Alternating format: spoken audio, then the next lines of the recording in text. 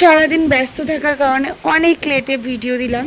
তো এখানে দেখো দিনের বেলায় শেতলা পুজোর হচ্ছে সমস্ত কিছু ফল টল মা গুছিয়ে দিয়েছিল। আর এখানে পুজো হবে বলে সব গোছানো হচ্ছিলো। আর সকালবেলা যেহেতু শিবের পুজো হয়েছিল তাই জন্য ওখানে পরিষ্কার করা হচ্ছে। তারপরে বাড়িতে আমি স্নান টান করে এসে পুজো দিতে চলে গেছিলাম। জাস্ট একটা প্লেন লাল পাড়ের সাদা শাড়ি পরেছি। আর দেখো কতটা পরিমাণে ভিড়, মানে অজস্র ভিড় হয়েছিল। আর এই ভিড়ের মধ্যে মানে দুবার অঞ্জলি দেওয়ার পর মনে হয় আমরা তৃতীয় নম্বরে অঞ্জলি দিতে গেছি। আর দেখতে পাচ্ছি ওখানে ঠাকুরের আরতি চলছে। প্রচুর লেট হয়েছিল এবছর পুজো করতে। তো এরকম এখানে পুজো হচ্ছে, আর এখানে শিবের পুজোও তার আগে হয়ে গেছিলো। আর এই যে শেতলা মা, সবাই দর্শন করে না মাকে। মা যাতে সবাইকে অনেক অনেক অনেক অনেক ভালো রাখে।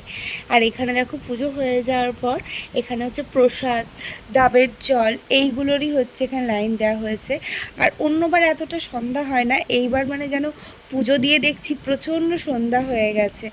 তো দেখো এখানে এবার সব পরিষ্কার হবে। আর রাত্রিবেলা কালী মাতার পুজো হবে বলে সমস্ত কিছু আবার নতুন করে গোছানো শুরু হবে। তো মা যাতে সবাইকে ভালো রাখে আর অনেক ভালো আমিও যাতে থাকি, সবাই যাতে অনেক ভালো থাকে। তো চলো আবার নেক্সট ভিডিওতে তোমাদের সাথে